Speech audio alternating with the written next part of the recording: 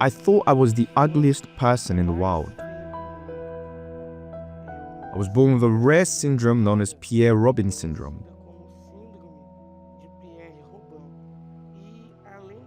I was born with an open uvula, commonly referred to as the belly, on the roof of my mouth and with pointy ears, often likened to those of an elf. That has made my case even rarer.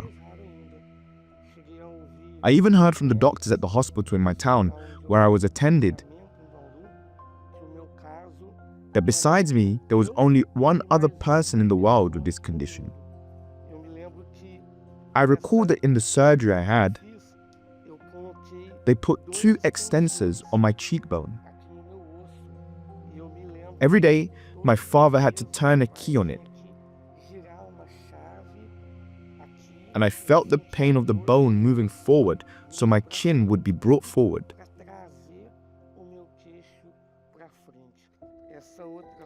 In this X-ray picture, you can see the platinum plates that were inserted into my face. When I was a child, I would hear that I was a different person in the world, and I found that amazing. I thought it was nice. However, as I reached adolescence, things began to change. I started noticing how people looked at me, and sometimes I heard whispers in the corners. It was impossible to ignore that people were observing my physical imperfections. I decided to grow my hair long to hide my ears.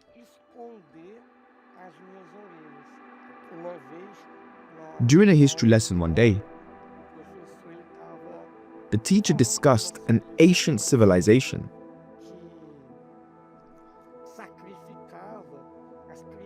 that sacrificed children born with physical deficiencies.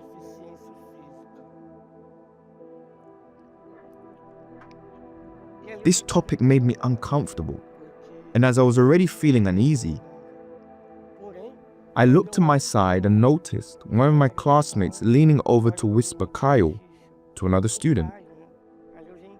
I understood he was talking about me. I bowed my head on my desk and started crying. The teacher asked what was happening, but I would not say. I went home with my head hurting from crying so much that day. It was during adolescence, too, that my parents separated, and that shocked me inside even more.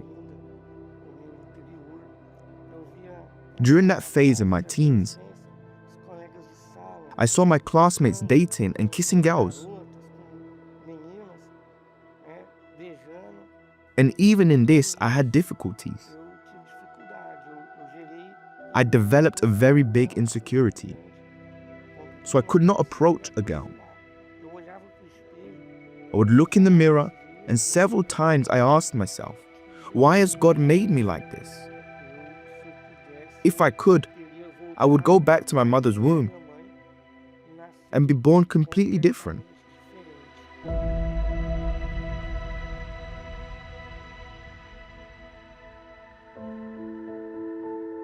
It was with these conflicts, with this complex, with this emptiness and insecurity, and with these fears that I accepted my father's invitation. My father had already been attending church for several months. And when I set my feet in the church for the first time, I felt a peace that was so big, I could sense that the Holy Spirit was there. So I developed a desire to attend church and began attending Wednesday meetings.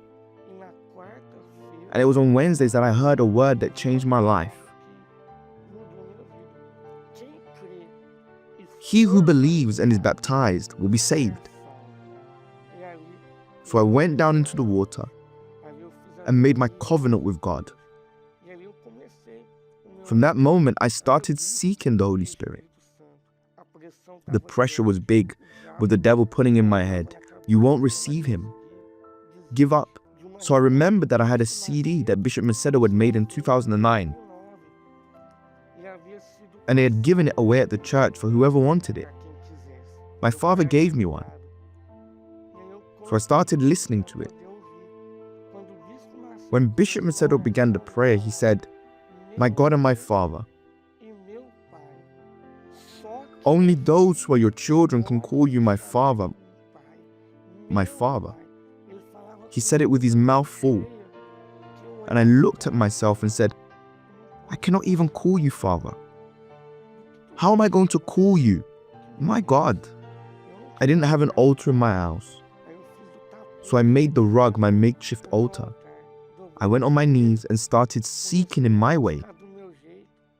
But God saw my sincerity. And when Bishop Macedo said, "Receive the Holy Spirit,"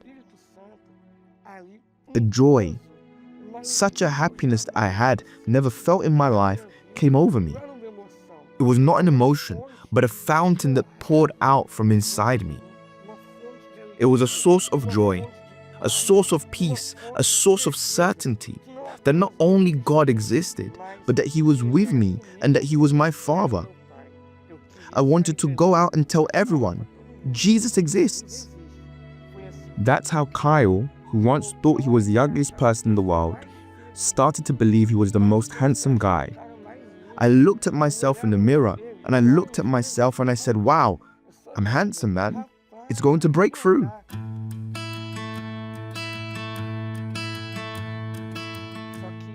However, it came to a point where I wanted to have a complete life. I recall that I began attending love therapy to improve my love life. I wanted God to heal my interior. I said, "My God, I'm at a certain age. At 27 years old, I want an answer. I want to be whole." But when the topic was dating, there was a lot of mocking. Wow, CAIO has never dated. CAIO has never kissed a girl. But now I had the Holy Spirit, and I could no longer carry this injustice with me for the rest of my life. I had to resolve that situation. When the campaign of Israel was due, it was a special campaign for the love life. I went for it with all my strength to the altar. I did what God asked me to.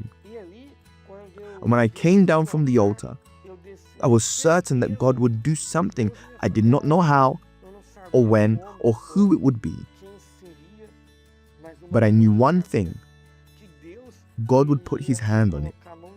There was a girl in my church whom I began to notice. As I spent time with her in the youth group, I observed that she was a person of deep faith, and incredibly, I was also very pleased by her appearance. And a thought came to my mind: give her a chocolate. So I was like, that's crazy, giving her a chocolate. The next day, I went to talk to a common friend who is also an assistant named Louisa. And I asked her, give her this chocolate, because if I give it, she will refuse it. After 2 days, Bianca came to me and we talked for 3 weeks while doing the love therapy. So we started dating. But little did I know that our biggest battles were starting there. A family member of hers said, "I will not allow it. I will not let Bianca marry you." They even said I was doing witchcraft, because how is it possible? Bianca that is so beautiful to be in love and dating CAIO. It can only be witchcraft. It has to be sorcery. After many battles, prayers, a lot of sacrifice, and vows at the altar, a year and 11 months later, we dated, got engaged, and thank God, we got married.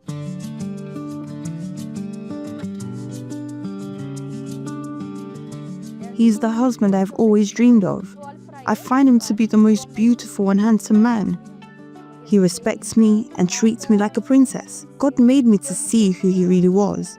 His character, his qualities as a man of God, his perseverance. I want to talk to him. We talked, dated, got engaged, and got married. We are very happy together. It has already been 2 years of a blessed marriage, marked by peace, I am her first boyfriend. She is my first girlfriend. She's the first girl I kissed, and she'll be the only one. God did not delay. He was perfecting the right person for the other person. Then He united both. God is the main one who wants to do justice in our lives.